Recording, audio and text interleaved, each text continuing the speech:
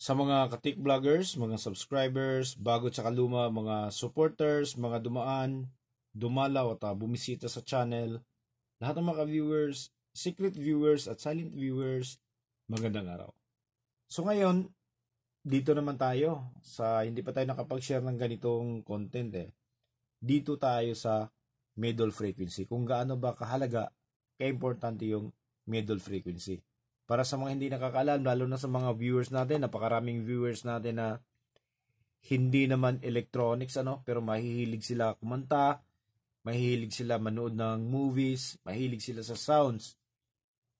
Ano ba yung middle frequency? Yung middle frequency po ay yun yung tunog na naririnig o nararamdaman natin araw-araw kahit saan tayo mapunta. Yung andar ng mga sasakyan, huni ng iba't ibang hayop, yung tilaok ng manok, kahol ng aso, kung ano-ano, busis ng palaka, kaluskos ng dahon, middle frequency po yan. Halos 100% araw-araw naririnig at nararamdaman natin ay yung middle frequency. So pagdating sa music, pagdating sa sounds, gaano ba siya kaimportante? So ito ngayon yung isi-share ko sa inyo, ipaparinig ko sa inyo kung ano yung pinagkakaiba kapag kulang sa middle frequency yung system natin. So kaya meron tayong identical speaker, pareho talaga to, ayan, dalawa. So itong speaker natin isa ay hindi natin siya nilagyan ng mid-high driver, walang mid-range, walang tweeter na nakakabit. Ito namang isa ay meron tayong mid-high na ikinasa. Ikukumpara natin, gusto kong marinig nyo, pakinggan nyo ng maigi kung ano ba yung pinagkakaiba nilang dalawa. Kung itong solo lang tumutunog, tsaka itong merong kasamang mid-high na naka-off yung ating mid-range control. So ito isang DIY na tune control, naka 3 band tayo. Okay? Ito yung control ng low or bass, ito naman yung sa mid-range, tapos ito naman yung sa high sa tweeter. Okay? So subukan natin, buksan natin siya, no? So ito yung unahin natin. Lipat natin dito. Okay? Pakinggan nyo ng maigi kung ano yung tunog nito.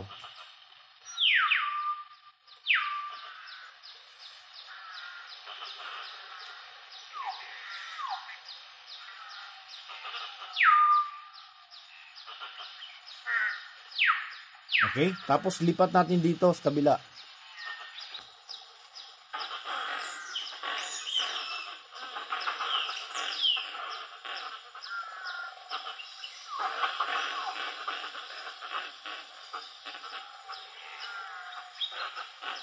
Okay? Medyo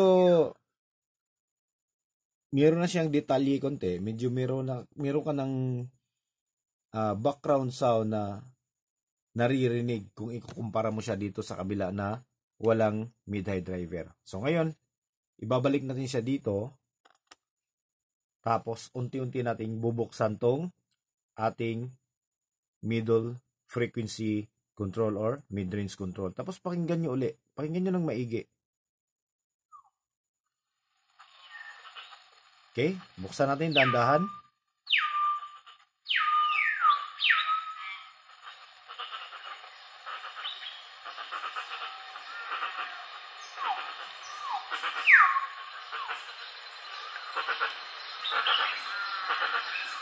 Ibalik natin 0. Pakinggan nyo kung ano yung pinagkaiba. Ayan, di ba? Kumina yung kanyang background music, ay yung background sound, pati yung ibang tunog. Pero kapag nilakasan mo siya, nagiging klaro na, di ba?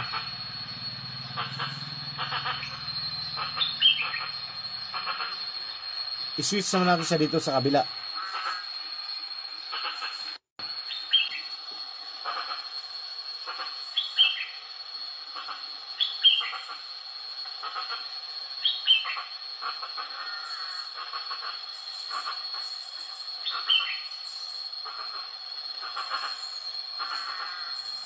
Okay?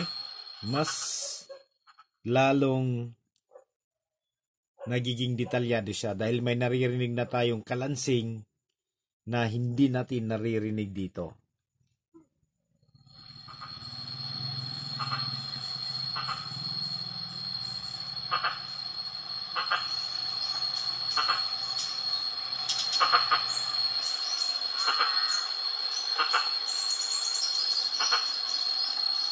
Balik natin dito sa kabila.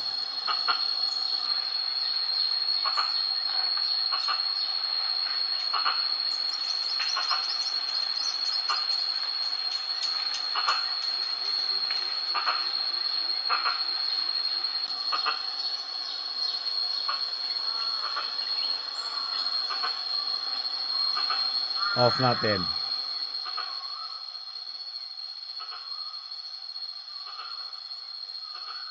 Buksan natin uli.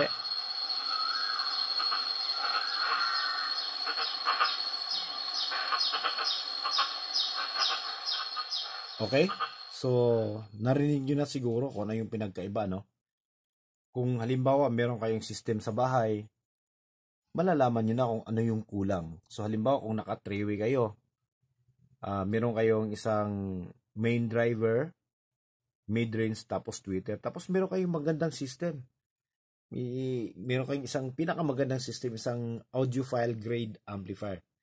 Pero, bakit hindi mo pa rin makuha yung ganung tunog? Halimbawa, nakikinig ka ng movies, nanonood ka nakikinig ng music, nakikinig ka ng music, so,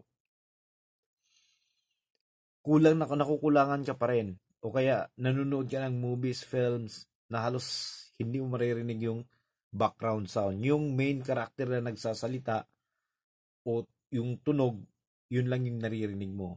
I-check mo na. Baka mamaya, naka 3-way ka, meron kang 3 speaker sa isang cabinet, sa speaker system, pero kulang yung tunog, hindi mo makuha yung ganung tunog. Kasi, yung kasamang maliliit na driver niya, yung mid-range sa tweeter, baka isa doon, o yung either yung dalawa ay sira na. Nag-iisang tumutunog lang yung woofer mo. So, mangyayari, kulang.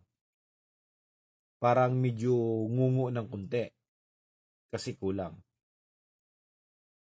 Okay? So kung meron ka namang napakagandang speaker, so ipagpalagay natin, ano bang magandang speaker, naka PS audio ka, o kaya naka Infinity ka, ang ginagamit na speakers, yung tiga $50,000 na speaker, pero sablay naman yung amplifier na ginagamit mo, so wala pa rin. Okay? So hindi naman ibig sabihin na hindi mo makukuha yung ganung tunog kung mga budget friendly lang yung gamit mo. Makukuha. At least alam mo kung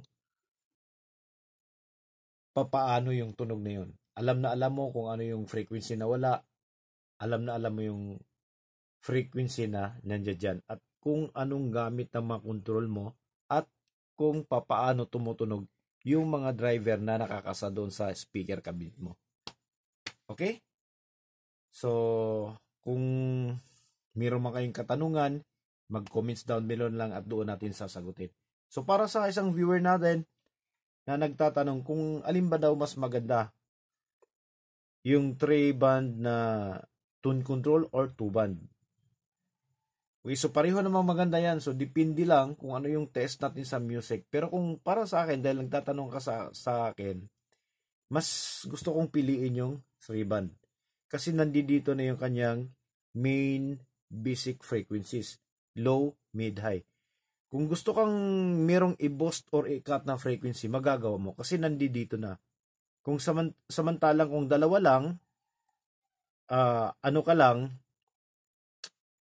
tinatawag nito yung bass lang tapos sa treble, yung control mo, kung gusto mong i-boost yung middle frequency, yung mid-range, dahil nga medyo mahina yung background ng pinapanood mong movie, hindi mo magagawa kasi wala to.